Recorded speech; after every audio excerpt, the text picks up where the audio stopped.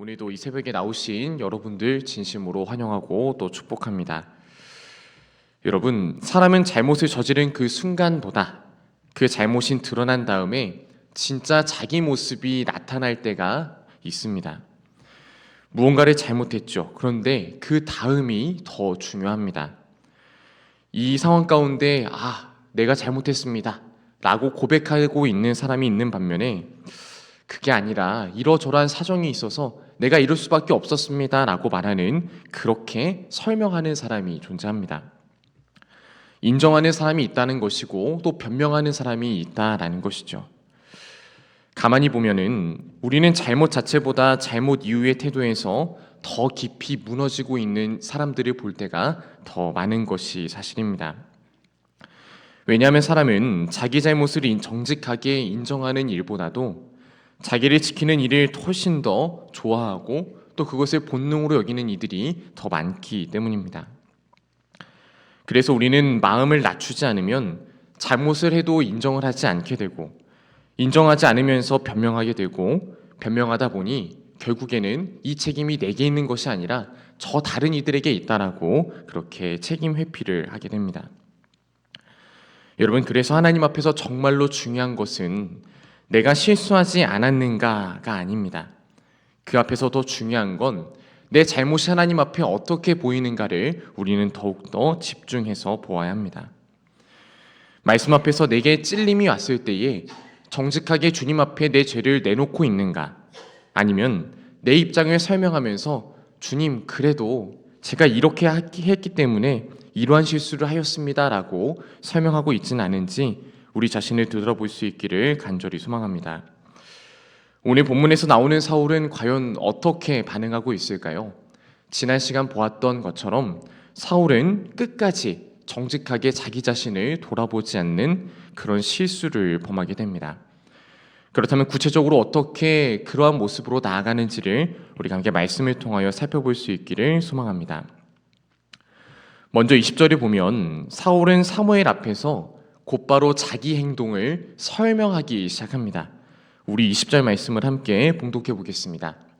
사울이 사무엘에게 이르되 나는 실로 여호와의 목소리를 청종하여 여호와께서 보내신 길로 가서 아말렉 왕 아각을 끌어왔고 아말렉 사람들을 진멸하였으나.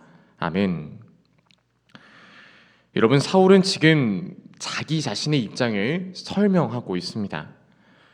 분명 자기 잘못이 드러난 자리이죠.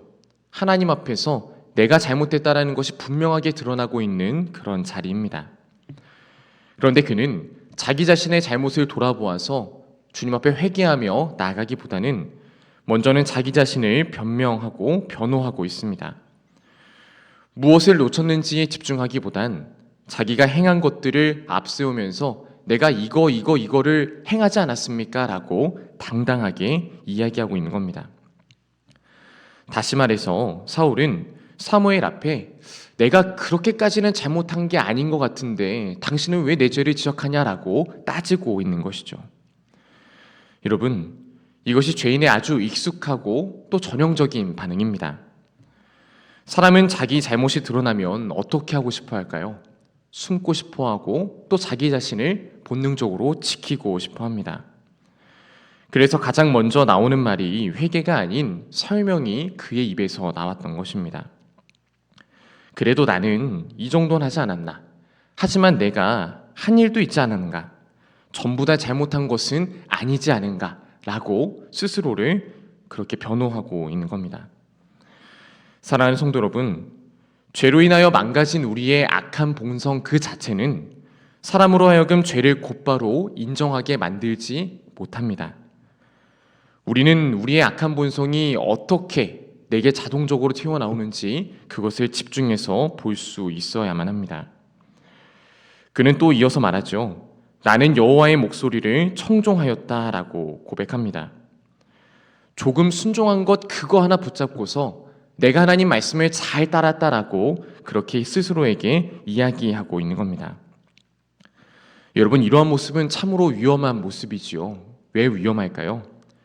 회개는 내가 무너지는 데서부터 분명 시작되어지는데 이 자기 변호는 무너져야 될 사람을 끝까지 하나님 앞에서 버텨내게 만들기 때문입니다.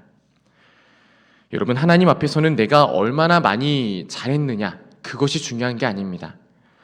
내가 어디서 하나님 말씀을 어겼고 하나님 말씀을 아프게 하였는지를 우리는 더욱더 집중해서 보아야 합니다. 혹 여러분들은 누군가로부터 책망을 들을 때, 말씀 앞에서 찔림을 느낄 때에 먼저 마음이 무너지시나요? 아니면 내가 그래도 이 정도까지는 했는데 조금이라도 괜찮겠지라고 생각하시며 나 자신을 변호하고 계신가요? 바라기는 우리의 입술에서는 내 자신의 잘못에 대한 어떠한 설명, 자기 변호보다도 내 입에서 회개가 먼저 나와야 할 줄로 믿습니다. 이어서 21절에 이르면 사울의 입에서 어딘가 익숙한 말이 나오는 것을 보게 됩니다. 우리 21절 말씀 함께 한 목소리로 봉독하겠습니다. 다만 백성이 그 마땅히 멸할 것 중에 가장 좋은 것으로 길갈에서 당신의 하나님 여호와께 제사하려고 양과 소를 끌어왔나이다 하는지라. 아멘. 여러분, 사울은 자기 방어를 함과 동시에 또다시 또 다른 범죄를 범하게 됩니다. 그것은 책임의 소재가 내게 있는 게 아니라 저 백성들, 다만 백성이 잘못했다라고 하면서 그 책임을 다른 이들에게 돌리고 있는 겁니다. 여러분, 이것이 또 다른 죄의 모습이죠. 자기 변호의 죄뿐만 아니라 끝내 책임을 타인 탓으로 돌려서 내게는 책임이 없다라고 이야기하는 책임 회피가 드러나고 있습니다. 여러분, 사울의 변명은 말 그대로만 보면 그럴듯해 보이죠. 백성이 한 일이었기 때문에 내게 잘못이 없다는 겁니다. 저 백성들이 좋은 것을 남겨놨기 때문에 내게는 잘못이 없다라고 그는 이야기하고 있는 겁니다. 그러나 여러분, 아무리 거룩한 종교적인 변명을 갖다 붙인다 할지라도 내 죄의 책임이 결코 그것 때문에 사라지는 것은 결코 아닙니다. 여러분, 사울의 위치를 한번 생각해 보아야 합니다. 그는 무엇이었죠? 이스라엘의 왕이었습니다. 그는 백성이 이렇게 하자 저렇게 하자라고 했을 때 백성의 입장을 수용하고 따르는 입장에 있는 것이 아니라 하나님이 무엇을 말씀하고 계시는지, 과연 이 백성을 어디로 이끌기를 원하시는지를 분별해야 됐던 위치에 있었습니다. 즉, 백성이 온전히 하나님의 뜻을 따르도록 지도해야 되는 것이 그의 의무이고 소명이었다라는 겁니다. 그런데 사울은 지금 어떠한 위치에 있을까요? 이스라엘의 왕의 위치에서 하나님의 뜻을 선포해야 되는 자리에 있음에도 불구하고 그는 왕의 자리에 서지 않고 오히려 백성 뒤에 숨어서 백성들과 동일한 입장에 서고자 하고 있습니다. 여러분, 이 장면 어딘가 익숙하지 않으신가요? 에덴 동산에서 아담과 하와가 저질렀던 그 죄의 모습에서 한 걸음도 나아가지 못한 이 죄인의 모습을 우리에게 보여주고 있습니다. 아담과 하와가 선악과를 먹었을 때 아담이 무엇이라 말하나요? 하나님께서 내게 주신 이 여인 때문에 내가 이 열매를 먹었나이다 라고 얘기하고, 여인 또한 뱀이 나를 꿰므로 내가 이것을 먹었나이다 라고 얘기하면서 자기 고백, 자기 회개를 하지 않고 타인에게 이 모든 책임을 떠넘기는 모습이 여기에서도 반복되어지고 있습니다. 여러분, 그런데 이것은 아담과 하와, 사울에게만 그치는 죄의 모습이 결코 아닙니다. 우리에게도 역시나 동일한 죄의 모습이 반복되어지고 성경 안에서 이러한 죄의 모습들은 끊임없이 반복되어지고 있습니다.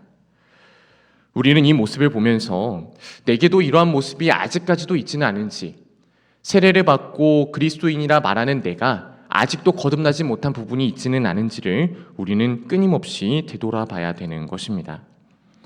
사랑하는 성도 여러분, 회개는 과연 어디에서 시작될까요? 회개는 내가 잘못했습니다 라고 내가 하나님 앞에 내 죄를 고백할 때에 시작됨을 잊지 마시길 간절히 소망합니다. 내 탓이 아닙니다. 내 탓입니다. 이것을 기억해야만 우리가 하나님 앞에서 온전히 나아갈 수 있음을 우리는 잊지 말아야 합니다.